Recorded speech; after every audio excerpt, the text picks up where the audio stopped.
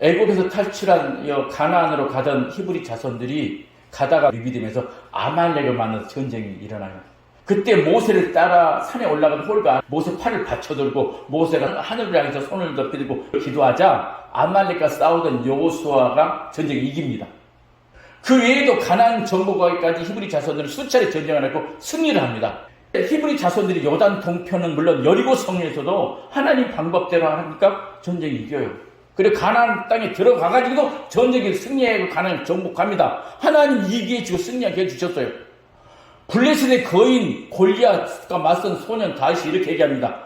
여호와의 구원하심이 칼과 창에 있지 아니하면 이 무리에게 알게 하리라.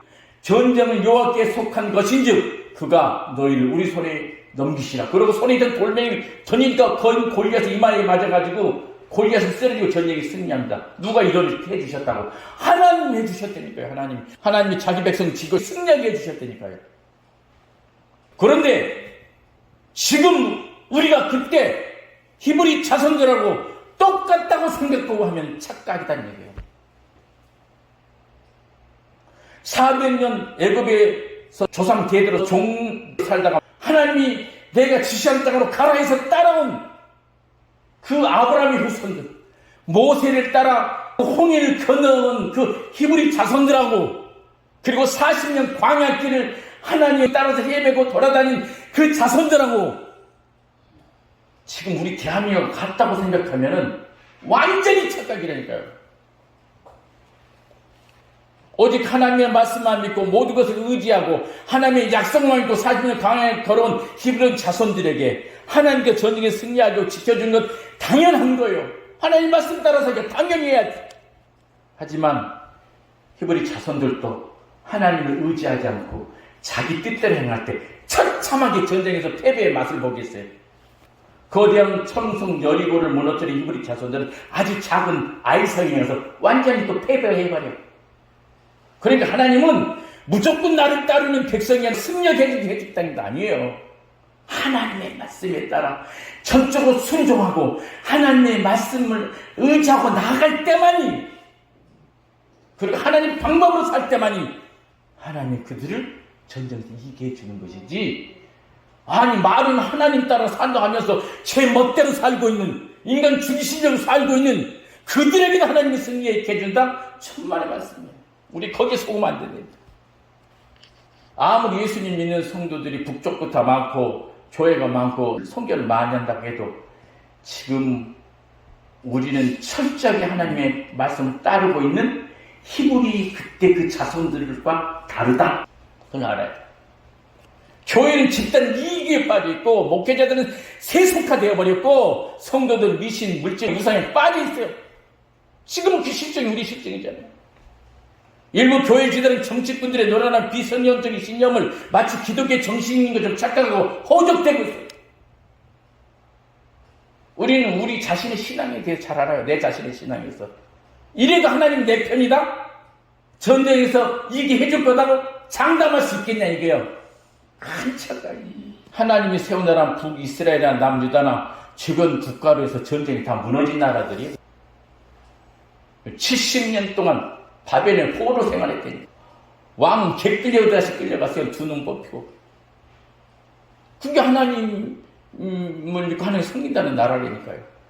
하나님의 말씀이 올바로 서지 않는데 그래 너는 내 편이야, 그래 내가 너를 도와주겠지 이러진 않는다니까요. 지금 당장 우리에게 전쟁이 일어난다면 백발백중 망합니다. 그래서 우리에게 전쟁은 무서운 재앙이 될 거예요. 사실 미소 냉전 시대 후에 사상이 서로 다른 남한과 북한이 총을 맞대고 지속적으로 있으면서 전쟁을 억제할 수 있었던 것은 뭔지 아세요? 하나님의 은혜예요. 하나님의 은혜. 우리가 잘해서 전쟁이 일어나지 않는 것이 아니라 사실 하나님이 전쟁을 막고 있었던 거예요. 지금까지 하나님의 은혜를.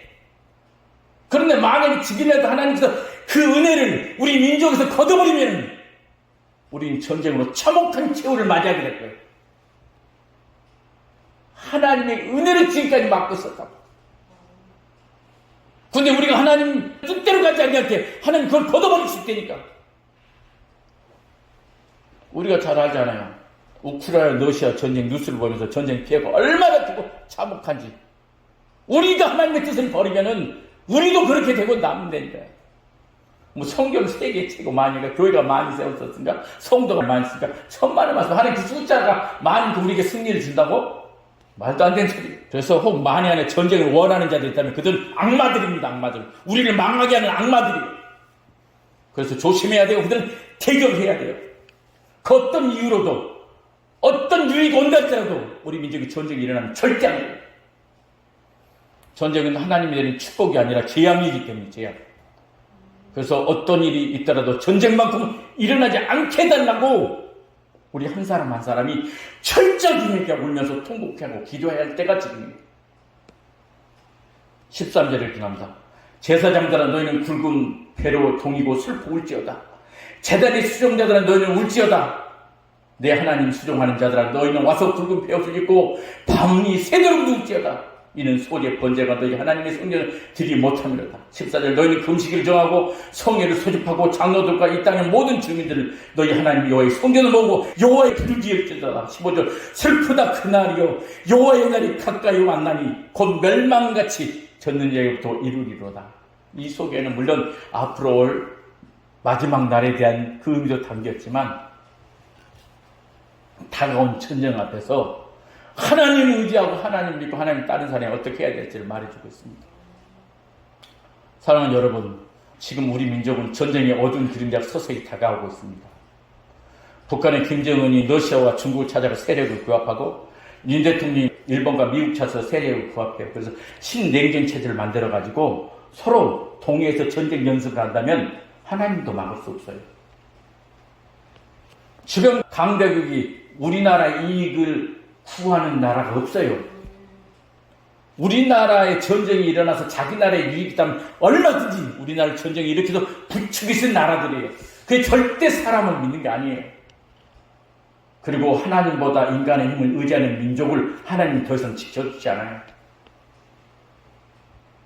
그래서 지금 하나님을 믿고 따르는 우리가 중요하다. 예수 믿고 많다는 이 기독교인들이 지금 중요하다. 교회가 중요하다.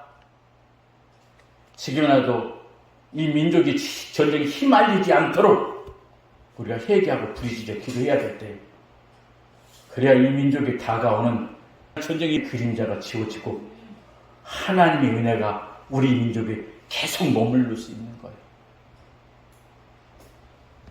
전쟁은 무서운 재앙입니다. 하나님이 내린 재앙입니다. 하나님의 은혜를 걷어버리면 재앙이 임합니다. 저 여러분들이 하나님께 우리 한 사람 한 사람 회개하고 하나님의 은혜를 거두지 말라고 기도하여서 이 나라에 하나님의 은혜가 계속 머물기 있도록 주님의 이름으로 축원드립니다. 기도하겠습니다.